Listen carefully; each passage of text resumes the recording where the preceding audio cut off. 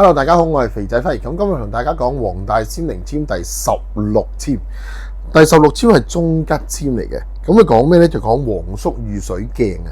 咁四句籤文就咁講嘅：天邊鴉背夕陽回，籠外兒童跨蜀來。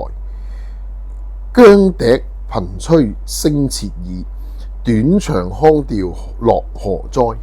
咁佢講緊邊個呢？黃叔就梗係講緊劉皇叔啦，即係我哋《三國演義》裏邊嘅劉備。咁佢幾時見到有個兒童跨蜀來，即係見到有個騎住牛嘅細路仔同佢講嘢呢？就係咩呢？就係佢失敗咗之後有一段時間新嘢就去咗揾劉表啦，佢嘅表叔啦。咁但係呢，佢其中一個將軍叫蔡武，蔡武呢就設宴想殺咗劉備。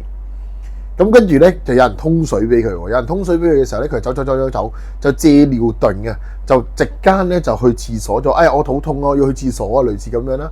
咁佢就走，然之後咧就騎住佢當時一隻黑色嘅馬，黑色嘅馬叫的盧。的盧咧被譽為係我哋叫做累死主人嘅馬，即係現代嚟講，我哋叫劏豬凳啊，或者係黑住個主人啊，總之就係對主人唔好噶啦。咁佢就一路跑嘅時候就話：唔通的盧你真係要累死我咁樣講？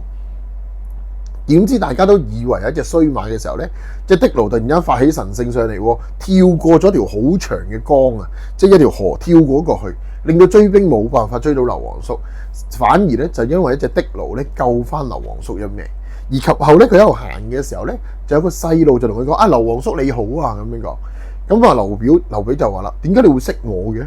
咁啊，嗰個細路就話：因為我先生咧，即係我屋企嘅主人咧，成日都講起劉皇叔，你形容你個樣嘅，所以我咪識你咯。咁咁快啲帶我去見你先生啦。咁樣講。咁我一路行，原來嗰個先生係邊個咧？佢終於見到嗰個人。原來嗰個人咧就係水鏡啊，黃叔遇水鏡啊嘛。水鏡係邊個？就係司馬徵。水鏡先生，譬如係當代咧觀人於微、睇人最叻嘅人嚟嘅。咁佢就講咗劉皇叔你有啲咩問題？原來呢個問題就出嚟喺管理上面。如果唔係，點解你空有關羽、張飛、趙雲都冇辦法可以打到天下，反而會一路輸咁樣走爛落嚟呢？原來就冇管理學上嘅人才，所以就話啦：臥龍鳳雛，即係諸葛亮同龐統得一者就可安天下啊嘛。咁當然啦，劉備梗係好想喺嗰度揾啦，就知道佢喺襄陽。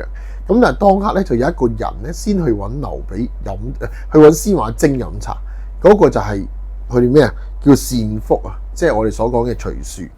徐庶已經係一個好叻嘅軍師，而呢個徐庶咧喺劉備揾到諸葛亮之前咧，幫咗劉備好多。咁但係確後當然啦，佢俾曹操呃咗翻去鄉下就照顧阿媽，咁所以就以後就幫唔到劉備啦。但係就算係